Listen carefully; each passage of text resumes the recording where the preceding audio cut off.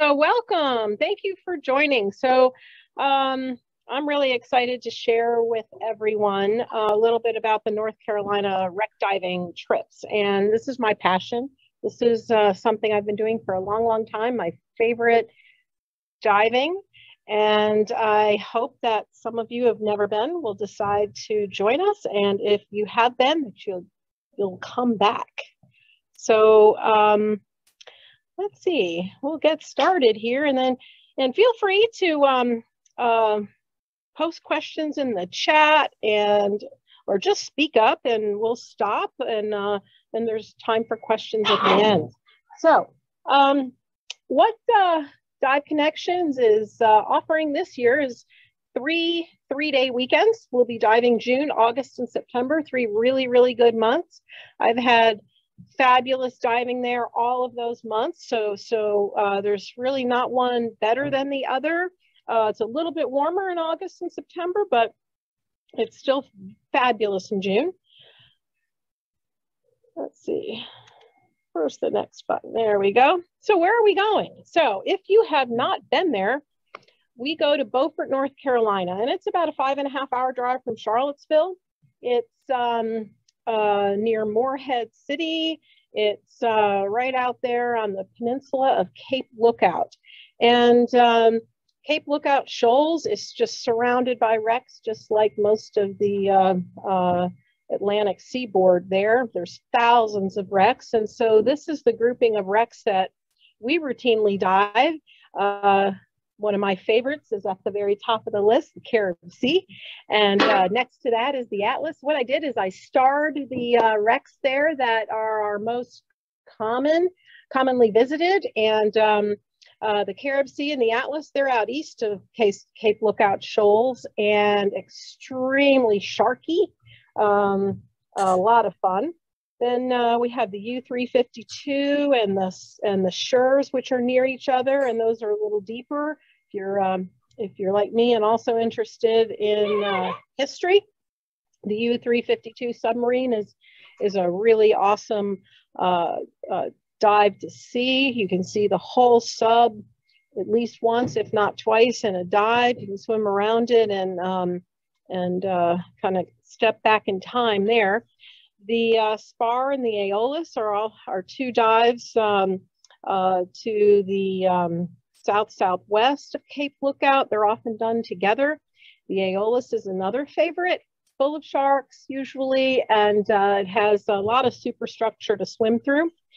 If we can't get out offshore, we go inland to the west of Cape Lookout, and we'll dive the Indra, the Psiloid, the Hutton. And there are some days when the viz is so amazing that those are fabulous dives because they're 60 feet and you can get a lot of great bottom time. All right, so what's included in our packages? So a 3-night, 6-dive package is $725, and what that includes is all your accommodations at Beaufort Suites, and these are suites, and I'll show you a little bit more about those in a bit, but they're double occupancy. You can have a single room if you'd like. There is a supplemental a fee for that, but we can arrange that for you. We have a social hour on Friday and Saturday nights, and I'll assist with meal planning. Usually we will book a group dinner out. If you'd like to attend that, that's always fun. The other advantage of going with our shop and our group from Dive Connections is because you'll have a trip leader. You can book trips like this on your own, but when you have a group that's led by a trip leader, then we try to make all the arrangements and make it easy peasy, and I can lead the dives for you as well. So if you're not familiar with these wrecks and not so sure how to do wreck diving, then you can follow me, and I would be happy to lead the dives for you.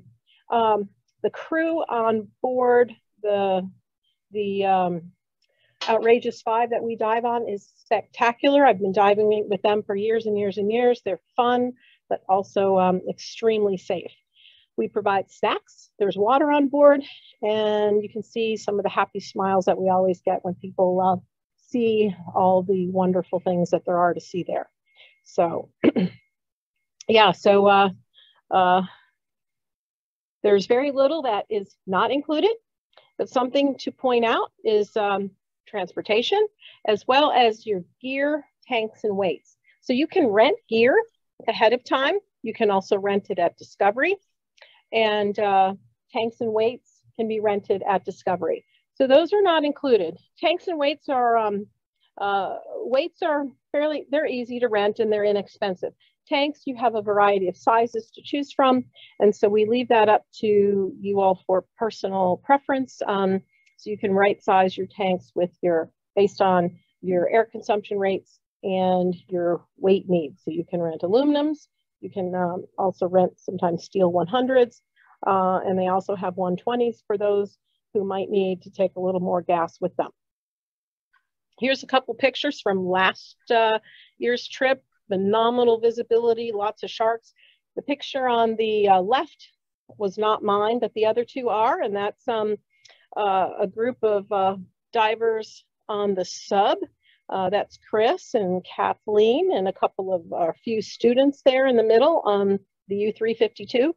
And then on the right there is Shelley, just hanging out on an amazing day where we were just hanging out under the boat at our safety stop in a school of countless sharks. A shipper, yes. All right, so lodging and meals. The Beaufort Harbor suites are actually suites, so you'll have a full kitchen. There's a queen bed and a sofa bed. So the pull-out sofa bed, they provide sheets and blankets. So if it's two buddies versus a couple, that's the sleeping arrangement there. And again, single supplements available. So if you'd like a whole room to yourself, we can arrange that. There's quite a few meal options. So you can pick up some food, bring it back. You can go out to eat, and sometimes we do cookouts there, and that's, if the group would like to do that, we can plan to do that, and that can be fun. The nice thing about staying at the suites versus a hotel is we have these great balconies that you can see in the top picture, lots of tables, and we can hang out there, and that's where we have our surface interval social time. After we get back, rinse off, take a little nap if you like, and grab some drinks and snacks, and we hang out and talk about the day and get ready to go out for dinner or even cook out. So you can plan on lots of fun socializing. All right, there is a little bit of paperwork you would need to do ahead of time. So just a heads up of what you would get. I usually send a very thorough email 10 days, 2 weeks ahead of time. I'll give you all the trip details, info about the wrecks that we may see, and the logistics, addresses, phone numbers, etc. So you'll want to save that. And then Dive Connections will send an email with a link to the trip application paperwork and releases. And of course, everywhere you dive, you're going to need to sign releases. So please get those returned at least a week before the trip. And you'll see that that's self-explanatory. So if you know you're going to be going on some dive trips this year, it's good to get copies ready of your insurance card, your Dan insurance, your C cards, and be prepared to fill out the forms. They'll want to know the date of your last dive, number of dives, and all that. So have your logbook handy and with you. And then there's also some forms from Discovery Diving. They have a liability form as well, and you'll fill out their form based on whether you're diving nitrox or air. And if you're going to rent gear from them, they have you fill out a rental form. All right, so if you'd like to go on these exciting trips, I wanted to share some training preparation suggestions here, and actually requirements. As a minimum, you'll need your advanced open water certification and at least 2 ocean dives since obtaining your advanced. Unless you're with an instructor who's bringing you along and is teaching you while you're there. So if you haven't met those requirements and you sign up for an open water certification, if there's an instructor going on the trip that you'd like to sign up for, you can join their class, and Chris can talk, or Chip can talk a little bit more about the dates of those classes. But we have had a lot of students going the last couple years on these trips, and so don't feel like you have to go to some other ocean. You can come on these trips and we'll get you in. So nitrox certification, that's highly recommended. If you're not nitrox certified, it's an online course, takes about 2 hours, and then we can get you signed off either down there or here, and easy peasy, but it will make your trip. Oh, what's the question? Can you read that to me since I can't see? If the ocean dives, all right, let's see. How can I? The ocean dives were while you obtained your advanced open water. Well, Discovery likes to know that you have done 2 ocean dives, logged dives outside of a class. That shows that you can dive without an instructor. So if you're not with an instructor, they want to see 2 logged ocean dives. This is a Discovery diving requirement. Okay, but if you've had your advanced open water for a while, and let's say you did some challenging freshwater dives, like in the Great Lakes or something like something along that line, they would probably accept that, and I can help facilitate that question with Discovery and see if that works. Okay, so nitrox, highly recommend you getting it. It's, like I said, it's easy, but it will extend your bottom time significantly. And because these are deeper dives, it's definitely worth investing in the certification and in the nitrox fill, tank fill. So, other training to prepare. So, if you have not had additional certification courses, in wreck diving, deep diving, buoyancy, boat diving, and even shark awareness, because you'll see lots of sharks on these dives, you can take those specialty courses here. And specialty certification packages are a really nice way to do it. You can get multiple specialties as a package in groups of 3 or 5, and it saves you money, and it also helps you plan your progression. So the wreck diving, deep diving, and peak performance buoyancy are 3 great courses to take ahead of time, and they'll really enhance your skill set to make you extremely comfortable on these dives. Question. Yes. Is it possible to do deep diver cert there? Yes, as long as an instructor, as long as you make plans for the class, and an instructor is going that can teach it. Because I'm leading the trips, I don't teach any of these classes as trip leader, because I wouldn't be able to, well, I can't do that while leading the trip. So we make sure an instructor is coming. Chris, did you want to comment on any of the packages and specialty courses? Well, so on that right now, I know we have an instructor that can do deep on the September trip. June, we don't currently. There's still a question mark on that, but it doesn't look like we're going to have an instructor on the June one. And I don't know about August yet. Okay. But it's actually a great place to go ahead and do that deep specialty.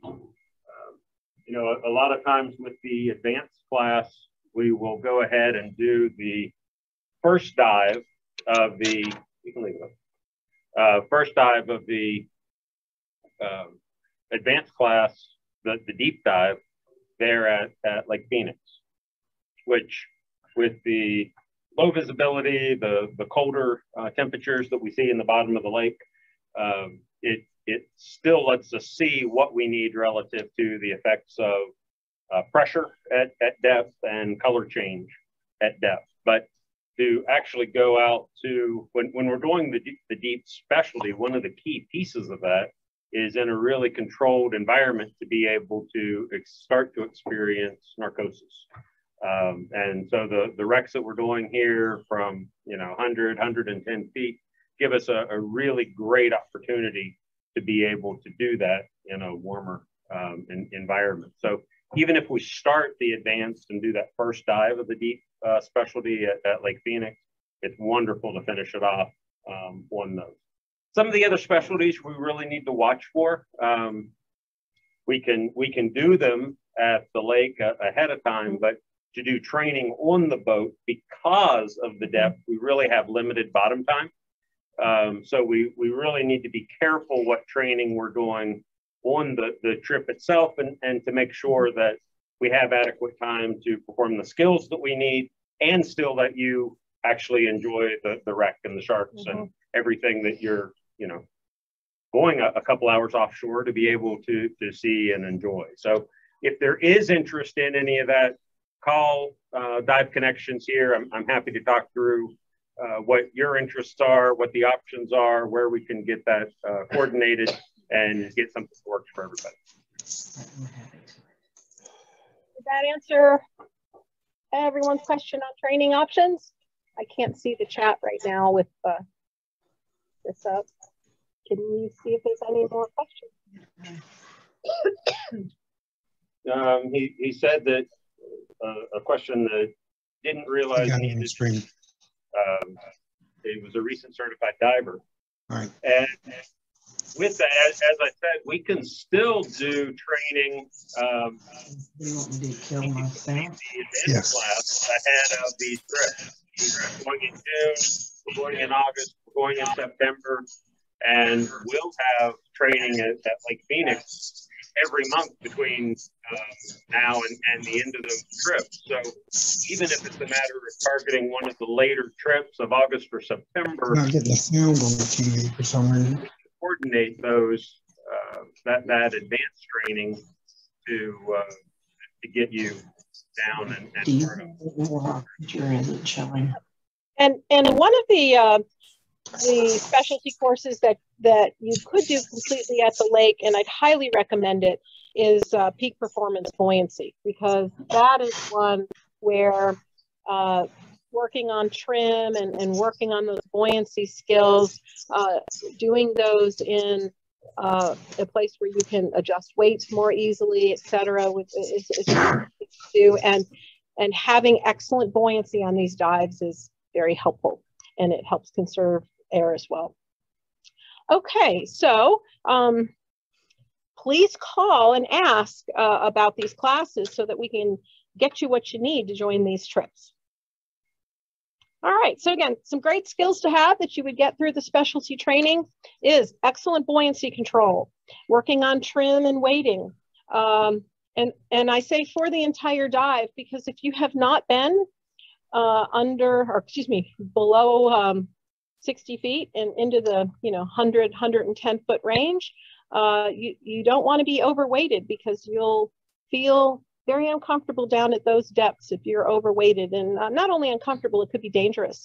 So we want to make sure that you're weighted just right, so your dive is comfortable, not only at those depths, but then also as you come back up and do a safety stop, like you'll see in the little picture there in the middle, everyone hanging out under the boat at about 15 feet. Being comfortable while you're hanging out there is not only safer, but it's actually beautiful and relaxing.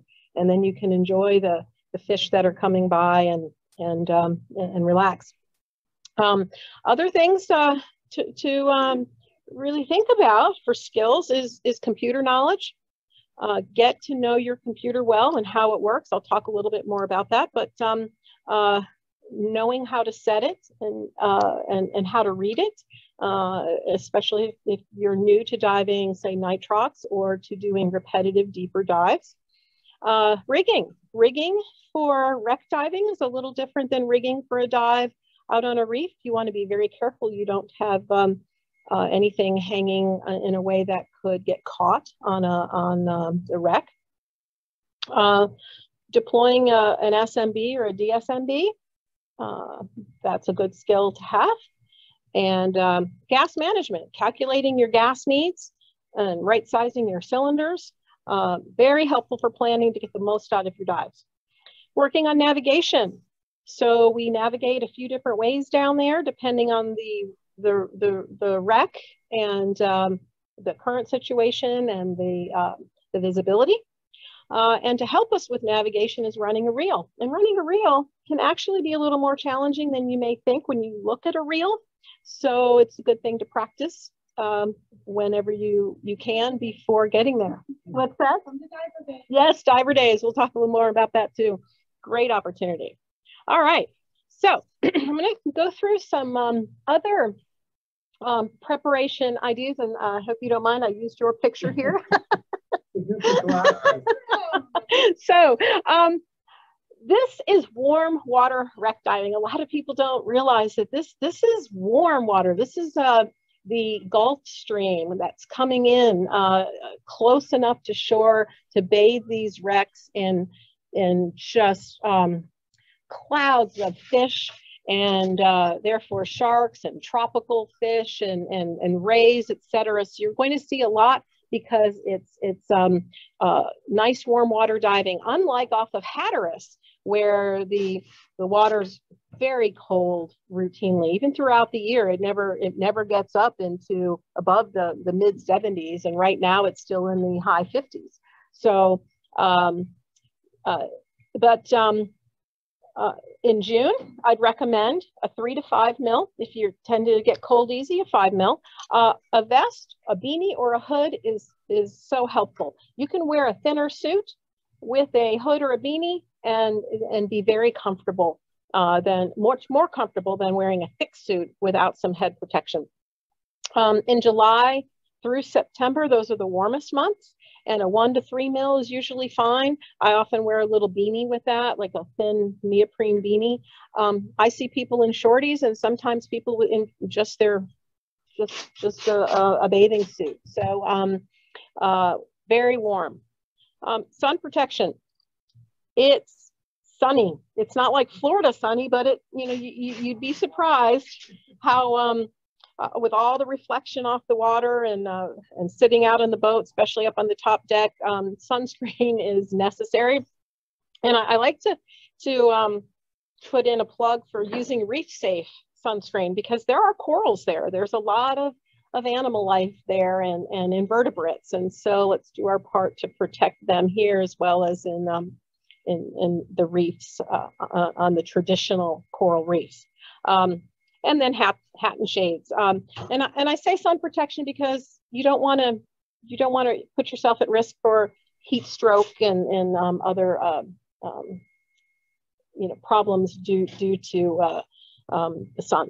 I got sunburned through a t-shirt last year. So yeah, it's more intense than you think because especially because you're getting wet. You don't sometimes feel the burn.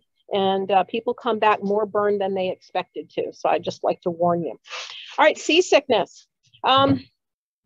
It's really awful to see people getting sick out there. Thankfully, knock on wood, that I don't suffer from seasickness, but I know plenty of friends that do, and it's heartbreaking to watch them suffer. So scopolamine patches are the most popular drug. It tends to make you a little dry though, so you may want to look at using like half a patch the day before and scaling up, and there are some good doctor recommendations for that. There's also a really new cool gadget that Kathleen is modeling for us in this picture, and these are seasick prevention glasses, and they really do work. Would you like to give a plug for them? They work fantastic, like within seconds. Yes. It provides a artificial horizon in your peripheral vision. So they are not sunglasses, they're not, but they have a little horizon liquid horizon in the outer rims of the glasses. They look, as you can see, astonishingly beautiful. And if you can take the jabs, it is very much worth it, because last trip was the first trip that I had been on that I unfortunately do suffer from seasickness very easily. And scopolamine, I tried that, and I had every side effect known to man happen with that. Yeah. So no, just Muslim man. But those glasses worked really well, and then somebody else ended up getting sick on the boat, and they put them on, and immediately they were fine with them. So they do look funny, but I thank God for that captain. I think you have your own now, right? I do have my own. Yeah. So there's one on board, I think. So, and they're like, what, 20 bucks to get a pair at Amazon? Not even. Yeah. So yeah, they're under $20 at Amazon. Worth it for anybody who even thinks about potentially getting seasick. Yeah.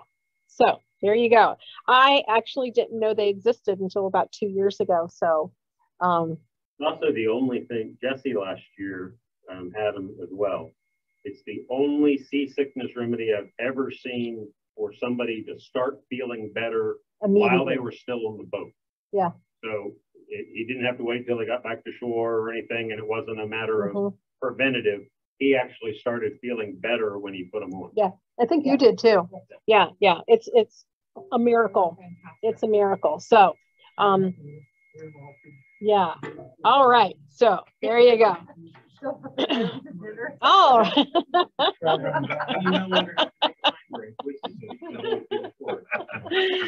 All right. So there you go. And I will go back a second. So if in doubt, I'm just going to say this again.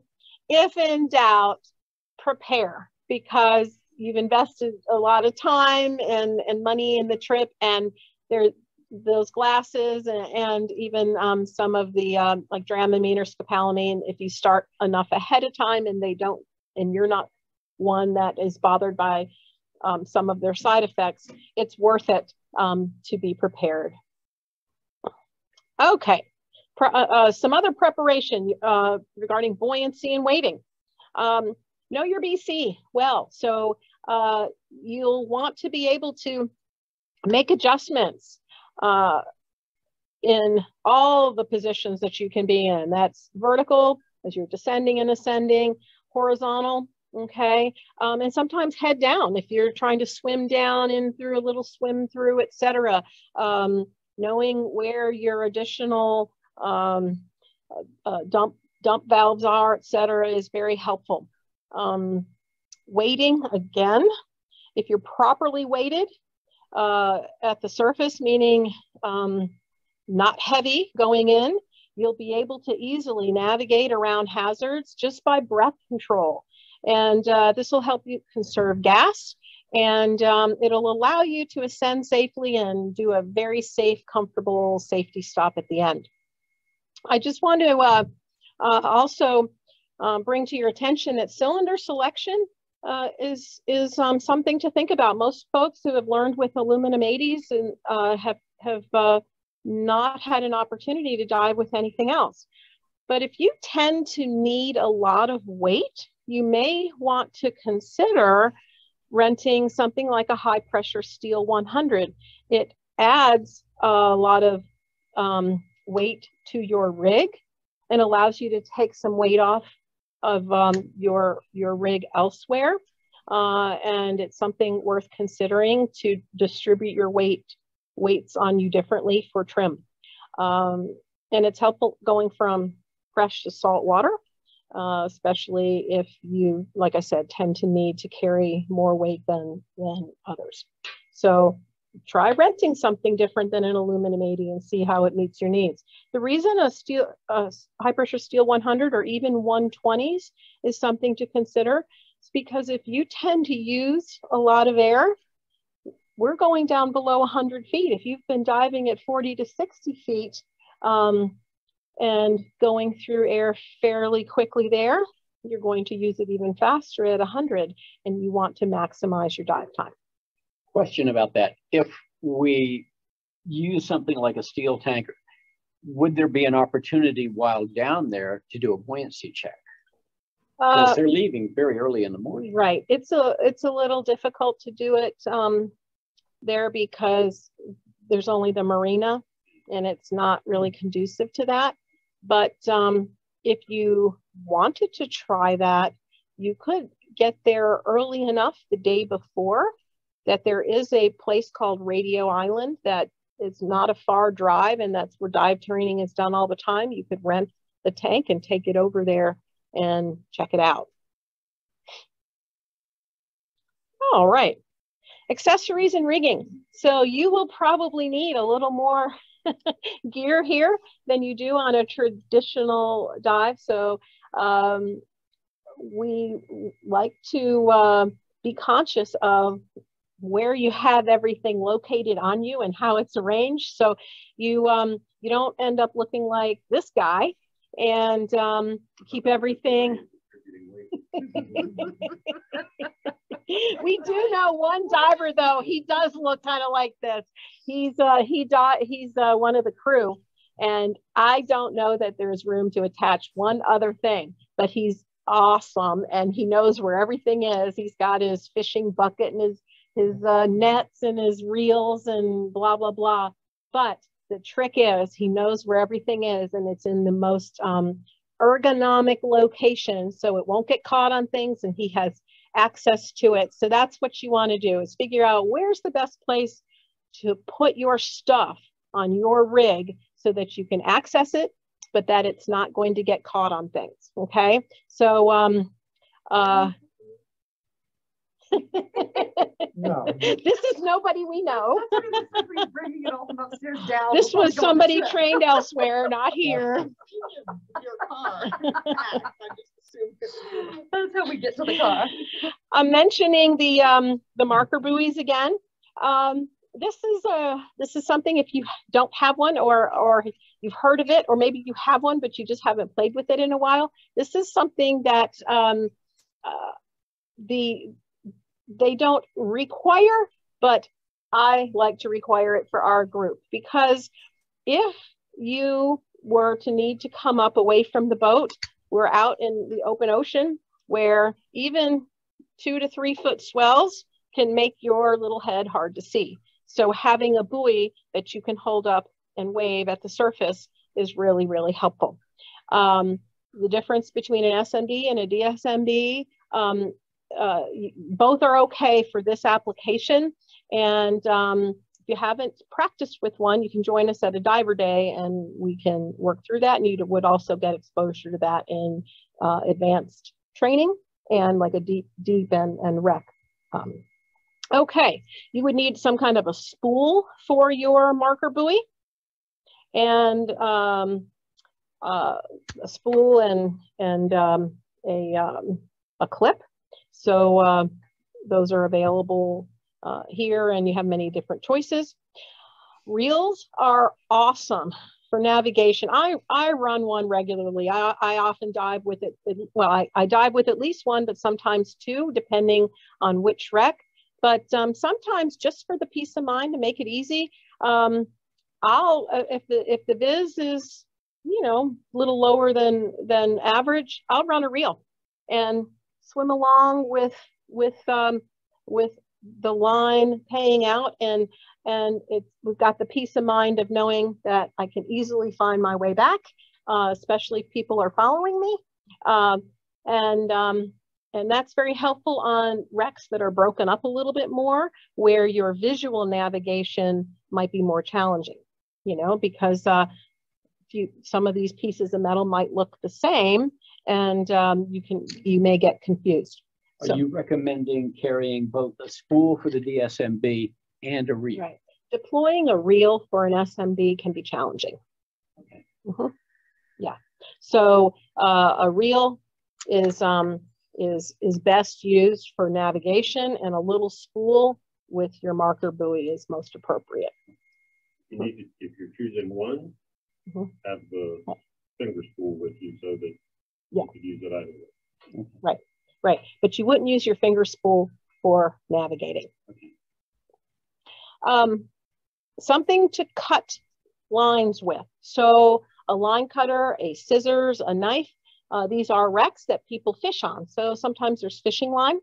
Okay, so for your safety, bringing something like that. And I often cut fishing line off the wrecks and just take it up so that nobody or other fish and things won't get caught in it, or turtles. So having something like that on you is great. And a John line, if you haven't heard of one, this is a handy dandy little line that usually has a clip at one end, and you can attach it to you at the other end. And it's, 8 to 12 feet long. And if you're in a heavy current, it's nice to be able to hook that on the anchor line or the line where we do our safety stops, and it allows you hand-free. Well, here you go.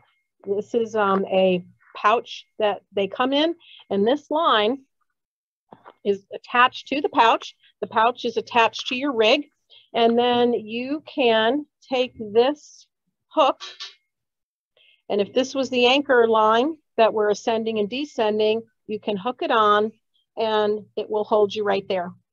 And it's just really nice to have that peace of mind. And I sometimes use it just because there is a bit of a current, but I might want to keep my hands free to take pictures or to help somebody. And then this just allows us to do that safely. All right. So computers and gas. Knowing your computer is so helpful. There's things that some computers do that others don't. And for example, some computers, if you're using nitrox, you have a certain window to set it in. If you set it too far ahead of time, it may reset to air. You think you've set it to nitrox, you jump in, you start your dive, and now your bottom time is really decreased because it reset to air.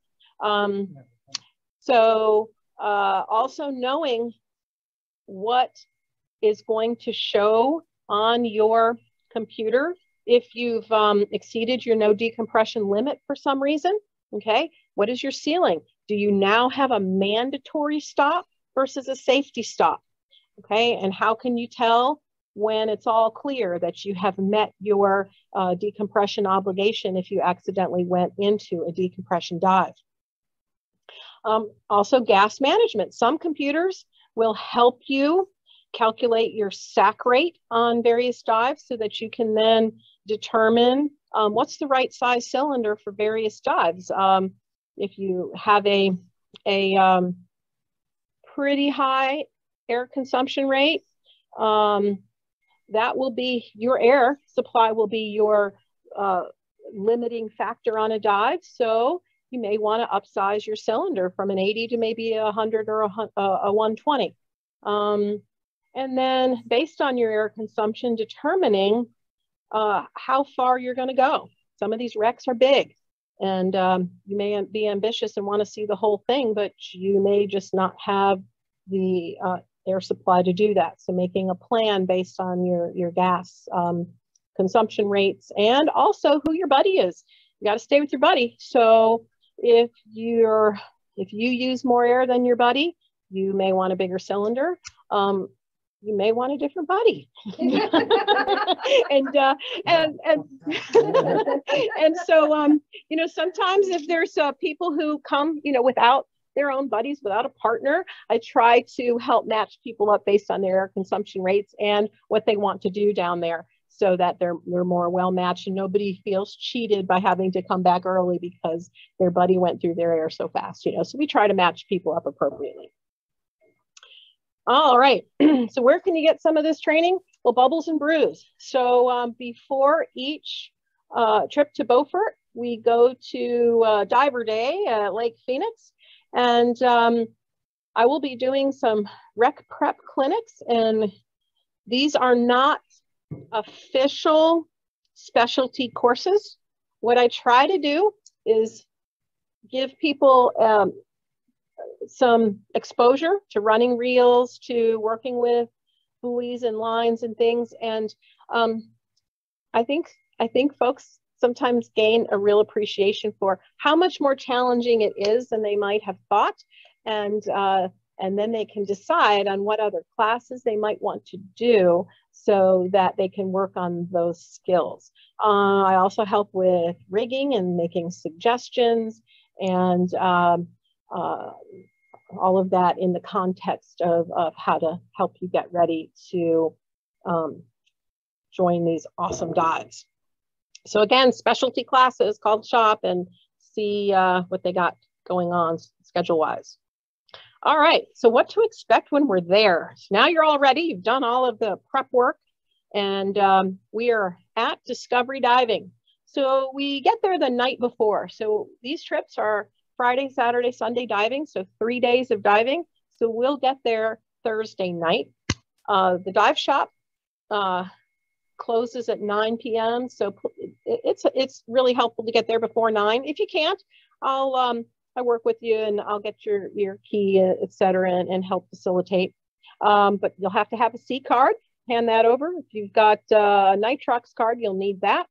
If you're diving nitrox, you want to analyze your tanks the night before, and your name will be on each of your tanks with tape. And then the next morning, we get to the boat. If it's a weekday, it's 7 a.m. If it's a weekend, it's 6 a.m. And we load the gear. And once you get on board, you'll set everything up on the boat. Check your rig, make sure that your rig is functioning okay, no leaks, that you got your masks, your fins. Sometimes, bring a snorkel, even if some people don't dive with snorkels regularly, but I recommend you bring one because surface intervals can be fun. I've seen some, we've had some fun swimming around with jellyfish and other things at the surface intervals. Please think about what you're packing your gear in, because it's a boat with seat under the seat storage. So bringing a big gear box is probably not the wisest. It won't fit. So soft gear bags are the best, and stuff, and a bag that you don't mind getting wet. So a mesh bag is nice. There's places to store your dry gear below and your food. You can bring your own cooler, or you can use the boat's shared cooler. And then you sit back, relax, and enjoy the ride. Enjoy the sunrise, bring a book to read, take a nap. Yep. Put your sunscreen on. It's about an hour and a half to 2 hours, depending which wreck we ride out to first. When we get about 30 minutes away, the crew gives us a heads up and they tell us where we're going. Sometimes we don't know when we leave the dock. We can aim for a specific site, but depending on what the seas are like after we get out past the breakwater, the shoals, we may have to change plans. And also it depends on what the other dive boats are doing. If anybody else has beat us to a certain wreck, some wrecks are just not as much fun when there's a whole boat of 20 other people there already. All right. So then what I'll do is I'll give everybody a briefing. Sometimes we can tell where we're going to go, and I can pass out info on the wreck and answer questions. And then the captain also gives a briefing after we anchor. All right, so here's another picture of the boat. This is the Outrageous 5. There's a max of 18 divers that we take out. It's a large boat, 65-foot twin diesel with fins on ladders. Those are what's folded up on the back right there. The top deck hold 10 people can hang out up there while we're underway or at anchor. There's always at least one captain and 2 crew, and actually the crew are also usually captains. So there's plenty of competent people on board. We cast off by 6:45, and the faster we can get away from the dock, the better luck we have of getting to the primo dive site of the day. Here I wrote boat ride up to 3 hours. that's only if we're doing some of the deeper wrecks like NACO, et cetera. And those are not common on these trips unless we have a group that's really trained to go on these deeper water dives. So normally 1.5 to 2 hours. You can bring your cell phone for pictures, but once we get past Cape Lookout, you won't have a signal. So again, enjoy the ride, bring a book. And our depths will range between about 100 to 130 foot. My favorite dive, the Carib Sea, is 89 to the sand. And that's a treat. So a little bit better bottom time there. All right, so here's what we do. So if you've never gone off of a large open ocean dive boat, there's a special rig here called the Carolina rig, and it's actually quite nice. We always enter the water off the port side, and as you jump in with a giant stride, you can head down to the hang bar. Chris is laughing. Oh, well, you're supposed to go off the port side, the left side, and there's a hang line horizontal at 15 feet, and from there you will see a line that goes down to the anchor line. It's angled down at like a 45-degree angle, so it makes it super simple to get to the anchor line. And the captain will guarantee that there will be a wreck at the end of the anchor line. So if you choose to not go down the anchor line, you may dive in sand and then come up and need your buoy. So we always want people to dive down the anchor line and up the anchor line. So when you leave the wreck at the bottom, I will guarantee you that there will be a dive boat at the other end of the anchor line. And that's always a good thing. When you come back up, you can hang out at the 15-foot line there. And often we have great visibility there. And it's just, there's usually barracuda with little remoras that like to swim around us for entertainment. So there's always, I think there's things to look at there if you just relax and enjoy. We do not intentionally do deco diving. So if you go over into deco, we'll probably talk to you about that. And also back to your computers, some computers will lock you out. So be careful with that. If you don't know your computer, you may not be able to go right back on a repetitive dive if you've locked yourself out because you went into deco. All right. The currents can vary and they can change during a dive and definitely in between dives. So that's why we want to be prepared with for different navigational capabilities. Okay, and be prepared for seeing lots of sea life. And on these shipwrecks, we don't recommend that you grab on and use them as handholds because you would be potentially grabbing critters and also exposing yourself to sharp metal. But just in case, you can wear gloves because we want to be sure that nobody gets cut. All right, so some of the typical scenery you'll see, like I said, lots of bait fish. So in all of these pictures, except the angelfish, you'll see that there's bait fish galore, sharks, these are sand tigers, tropical fish, the little angelfish there, juvenile queen angelfish. I see them everywhere, and you'd be amazed at how much life is on these wrecks. So if you haven't, if you just didn't think that these would be interesting if you weren't into history, they're just biologically oases of life in the middle of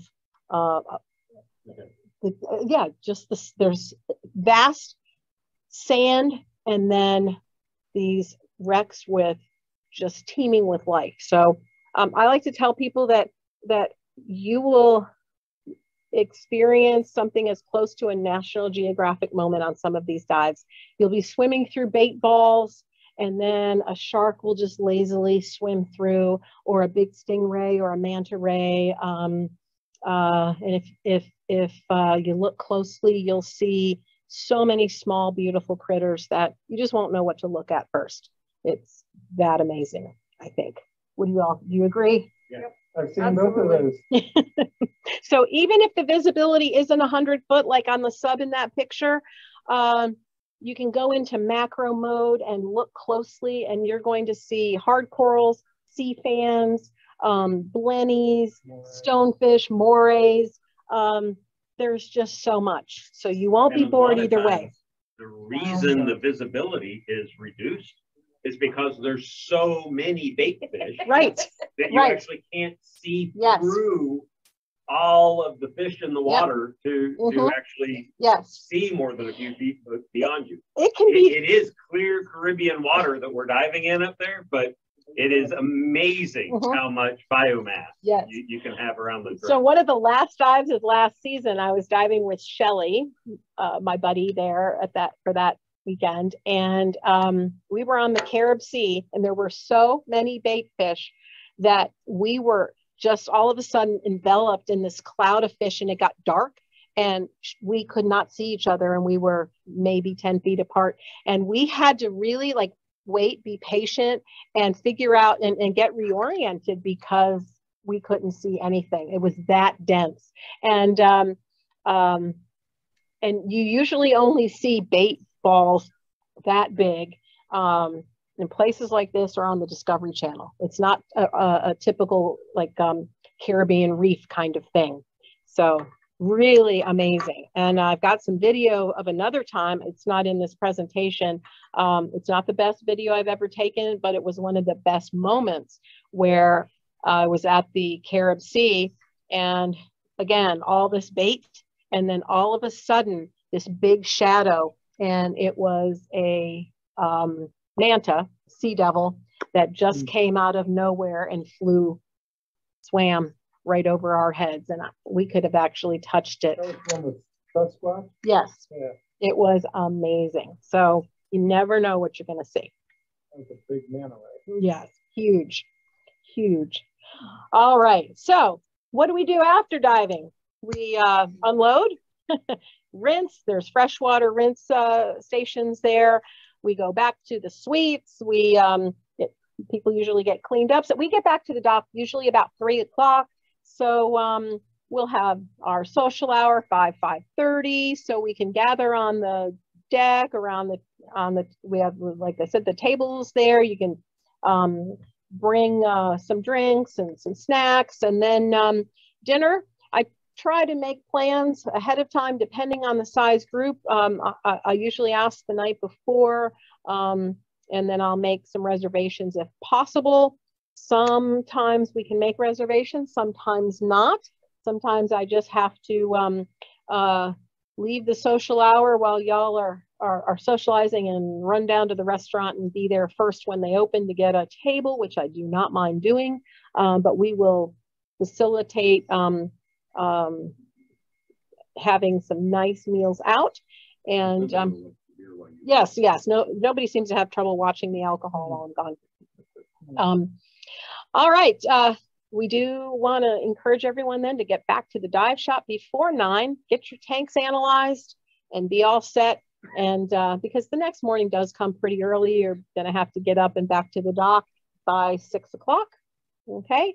And I find that it's so nice after dinner if you just we walk usually. And this is another beautiful thing about staying at the suites, because you can walk back and forth to downtown and enjoy the waterfront, enjoy the walk.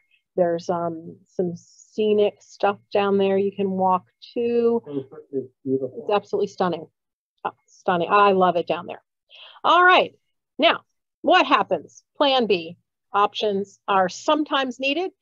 We were so lucky the last couple of years to have very, very, very few days blown out. And I think that it's also helped our weekends by extending them to 3 days of diving versus 2.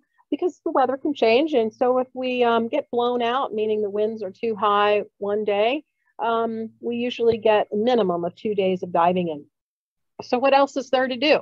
There's the North Carolina Aquarium. There's a maritime museum, lighthouse and seashore. You can take a ferry over. So even if it's not, it's too windy to dive, the Cape Lookout Lighthouse is still accessible because the ferry is running in the inland. There's a place called Rachel Carson Reserve where you can see wild horses and walk on the trails. There's also a Cedar Island Wildlife Refuge with more horses and estuaries and very coastal beauty. There's a place called Beaufort's Historic Old Burying Ground. Oldie, yeah, OLDE. Oh, I wrote oldie, sorry. But it's a historic cemetery. There's a farmer's market on Saturdays. I've been to once or twice when we couldn't dive on a Saturday, and that's actually a lot of fun. There's historic tours by trolley. You can rent a bike. There's also ferries that go inland, so you can see horses by boat if you like. Also just walking on the waterfront, taking a ride over to Morehead City. There's shopping over there, etc. So I don't think you'll be bored if we have a little bit of wind or bad weather one day. Isn't there a shipbuilding place where you can actually watch them building ships across from the Maritime Museum? Yes, but I don't, that has been closed for a while. So well, it was open when we were there last year. We went in when we got oh, okay. Then I should put that back on here. Yeah. Watched the guy building. yeah. Okay. Awesome. Awesome. Yeah, the Maritime Museum is really worth seeing. Yeah, really worth seeing. So and it's free. It's free. All right. So that's all I have. So I'd love to hear questions. I don't know if there's any more in the chat, but does anyone have any questions?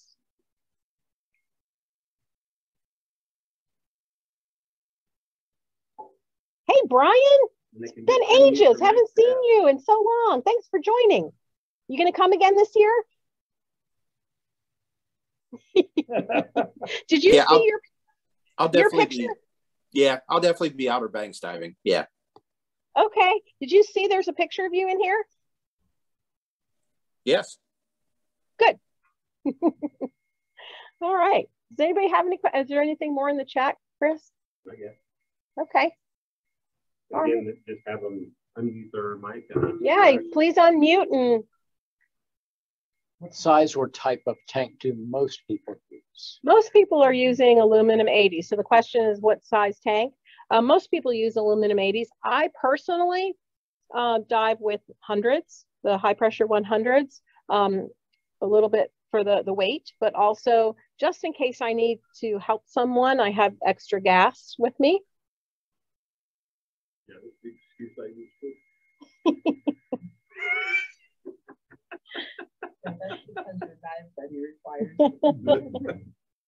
Yeah. So that's I just try to make sure if and what I didn't mention is on the safety line. So if you look at the picture here of the Carolina rig, those two round looking things are weights at either end of the hang bar.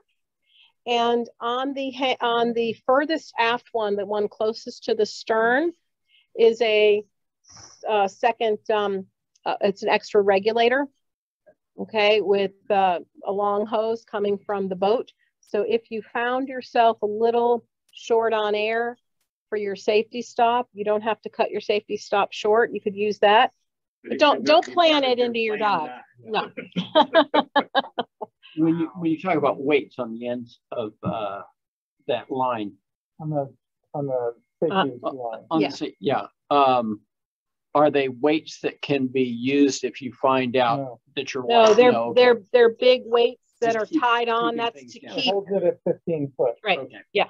That's then to keep that line horizontal. So if you held onto that, you're not going to go up. You may be inverted, but you're not going to go up. Yep. So if that were to happen to you on your first dive, you found that you were a little bit light at the end, then you'd add a couple pounds for your next dive. Yeah.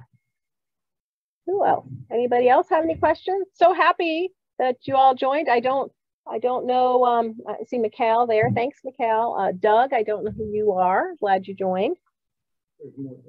Yeah, I can't see because of the way I have this set on here, but I just wanted to see your beautiful face, Mary. Oh, thank you, Mikhail. Where's your beautiful face? Yeah, well. Oh, thank you. So, oh, Cheryl and Kenny, thank you. I hope you'll come again. Brandon, have you been before? I think, you're signed up, aren't you, Brandon? Yes, ma'am. I'm going in August.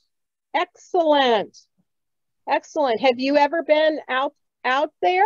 I don't think you've been on one of my trips, but have you been to the Outer Banks? No, ma'am. I've dove all over the Caribbean, in Jamaica, in Punta Cana, in Mexico, but never in the Atlantic. I'm diving in the Atlantic in June, but I think they're shore dives. Where? I don't know the name of the outfitter. We're going on a family vacation down there, and I'm just diving one day, but I'm pretty sure that the thing said they were shore dives. What part of the Atlantic? Like North Carolina? It's in, like Kitty Hawk area, Outer Banks. Okay. Yeah. Yeah, I've been on that. I think you're going to be on a shore dive that was my first saltwater experience. And it's like about 150 yards out.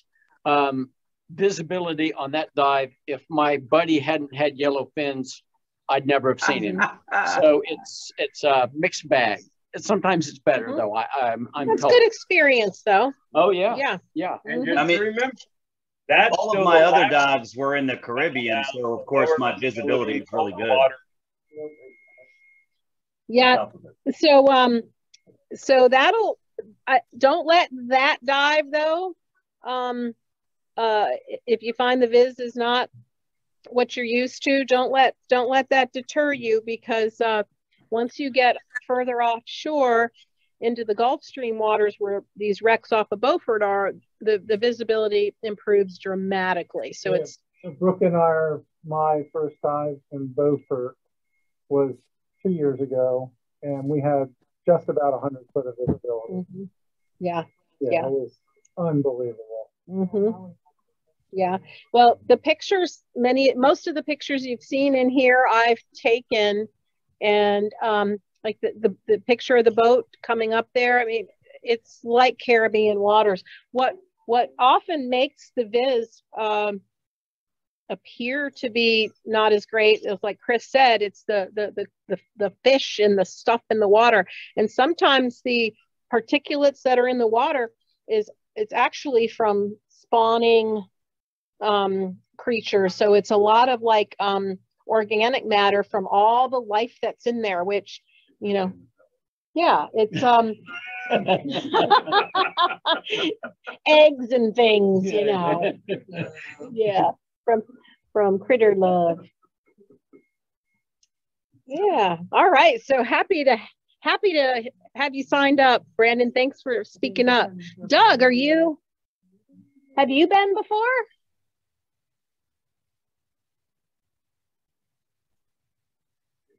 Hello. Okay. I don't think he. There you go. Hey, Doug.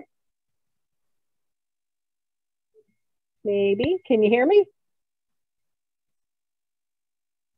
And I think Bart Drummond and Fred. Hey. No, I've not yet dove the Outer Banks. I'm a lot like Brandon. I've dove everything from the Keys to Aruba to Cozumel, Grand Cayman, Cabo, but never anywhere off the coast of Carolina or Virginia. Okay. All right. So what appealed to you? Why'd you join tonight? I want to go down and see the sharks. Excellent. It's amazing. Yes, Absolutely it is. amazing. It is truly amazing to be completely surrounded by these gentle giants that just you know, cruised right by us, and it's breathtaking. I can't get enough of it. Yeah, it looks like a blast. You'll be amazed. So, have you signed up yet? No, not yet. I'm trying to work up to it. Okay. All right. Well, let us know how we can help. All right. Appreciate it. All right. All right. So anyone else? Fred, I don't know you either. Welcome. Thanks for joining. Hello. Hello. Hey. Have you been out to the Outer Banks before? So I just got my sea card. I got it in Florida. I dived a few springs, and when I came to Norfolk and Williamsburg after being in Florida for work, I was assigned up here for a week, and I was looking for some buddy dives, just anybody that was free. Only be here for 2 weeks, and somebody on Facebook mentioned Dive Connections, so I was really interested. I thought it was great to see your presentation. Thank you for that. Unfortunately, I'm going to be leaving on the 15th and probably going to Japan or Korea. I'm not sure where, on a ship assignment there somewhere. Okay, well, good luck to you. So hopefully the 15th of what, this month? Okay. Yes. Okay. So, well, maybe when you get back, we can you can join us on some diving adventures. There are a couple of classes I'm really interested in. I'm hoping to get rescue swimmer, nitrox, and deep water. Mm-hmm. Excellent. Yeah. Yeah. So, how long is your trip? It's probably going to be a while. I'll be sailing for maybe 4 months to 7 months. It just depends on who's going to want to come out and relieve me on the boat. Okay. All right. Well, thanks for joining us, and hopefully we'll get to dive with you in the future. I hope so. Thank you. Yeah. You're welcome. You're welcome. All right. Did anyone else post anything in the chat? I can't read that number. Nope. Okay. Well, that's it. Thank you all very much. Thanks for joining, and dive safely, and I hope you plan some awesome trips anywhere. And yeah, there's plenty of other trips if you'd like to do something else, like for a nice week away. So there's lots to choose from. So safe diving, everyone. Take care. Thanks again. Thanks. Bye.